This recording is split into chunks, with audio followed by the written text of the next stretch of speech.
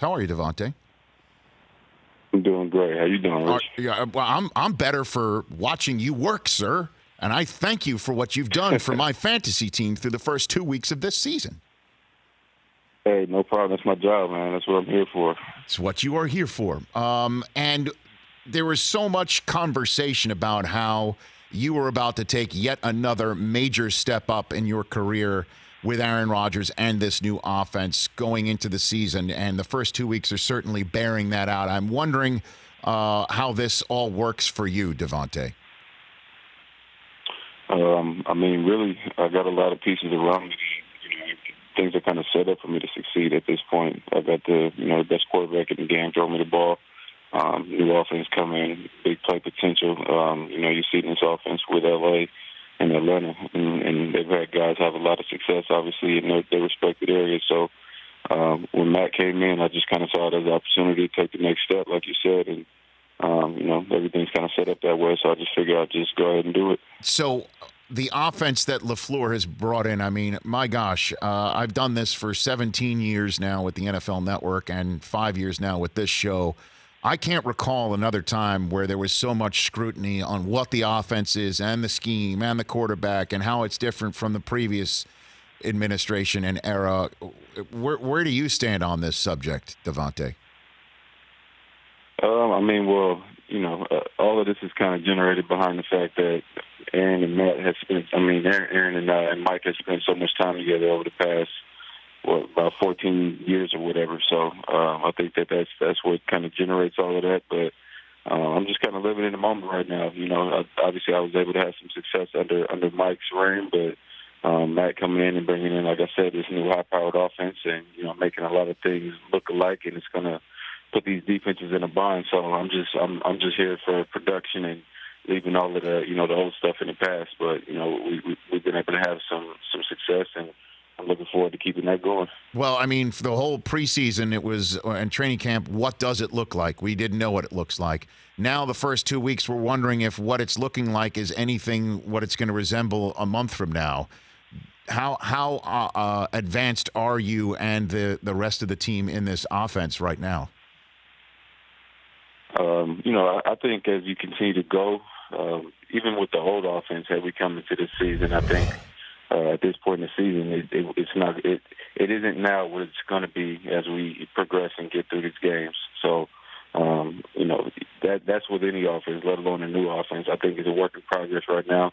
We've shown that we can move the ball and we can do a lot of good things. We had a little bit of a lull in that middle of that last game, but it's nothing that's discouraging anybody in this team because we got all the pieces, and we obviously know it's a new kind of a journey for us at this point. So we're just kind of taking it day by day, 2-0 right now. So we're loving that, and just going to continue to build off what we've done. And the conversation your coach and quarterback had captured by cameras that neither of these guys say as much ado about anything. What can you tell me about it? Yeah, I mean that's how I look at it. And like I'm sure Matt said, it's not going to be. I'm sure it won't be the last time that they have a situation like that go on, or maybe Matt and I will have see our have our differences, but it's constructive, and we invite that type of thing. We got a lot of passionate guys in that locker room. The same with the staff. So there will be times where we don't always agree, but when you got a lot of powerful figures or interested minds as it pertains to football, I think it's good for the team, and it can be something that allows us to get better as we go on. Davante Adams, Packers wide receiver. He's made the Pro Bowl last 2 years. He gets better every year right here on the Rich Eisen Show. And you mentioned Aaron being the best quarterback in the league. You're from Palo Alto. He's from Chico. Two Northern California guys hooking up every single week in the NFL. What was your first reaction when you met Aaron Rodgers, Davante? Well, my first kind of time talking to him was after I first got drafted. I asked my offensive coordinator or my wideout coach at the time if I could have his number, and he texted him and asked if it was cool. So he sent me his number, and I texted him just kind of. Well, first I called him and just left him a voicemail. Obviously, he didn't recognize the number, so he didn't answer. Left him a voicemail, sent him a text, and said, "I'm ready to get to work. Obviously, I'm excited to have you as my quarterback. This and that."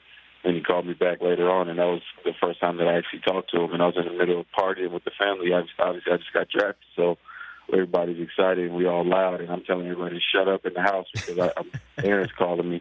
Everybody's freaking out because obviously, it's a new step in my life, and to have the future Yellow Jacket to be calling me on the phone was a pretty big deal. So that was my first time dealing with him, and then got to Green Bay, and we had a chance to kind of catch up a little bit, and he told me that he knew who I was from before, which meant a lot. So, and the rest was history.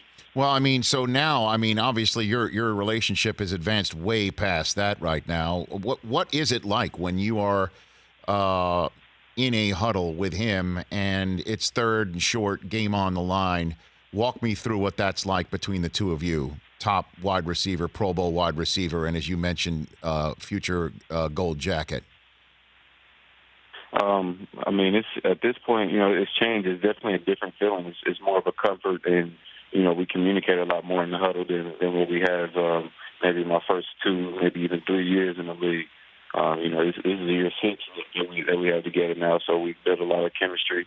We kind of know what one another's thinking, especially in those type of situations you've mentioned. So we've won a couple games together. So a lot of what's going on is him trying to figure out what different individual cuts I may want, what concepts I'm interested in, what he thinks based on what I've been seeing throughout the game, and we kind of just move the offense from there. And I think it's been working pretty well so far. So I don't see that changing. Davante Adams, 2 more minutes left with the Packers wide receiver here on the Rich Eisen Show. Your quarterback before Aaron Rodgers, many people might not know, Derek Carr from Fresno, and you guys reconnected prior to that game in Canada, the 80-yard field game earlier this this summer. Have you connected with? Do you stay in contact with Derek through everything that's happened over the last few weeks, or is that just a one-shot deal when you saw him there? No, yeah, I mean, Derek lives less than a quarter mile away from me in California in off season, so we see each other quite a bit.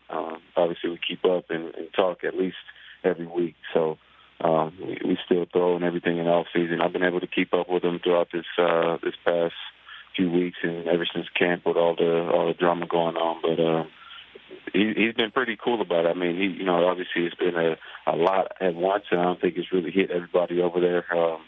Especially not him. And I think he's just trying to keep focused at this point. Got a cool 1-1 start right now, so I think he's just trying to lock in on what they got going on over there.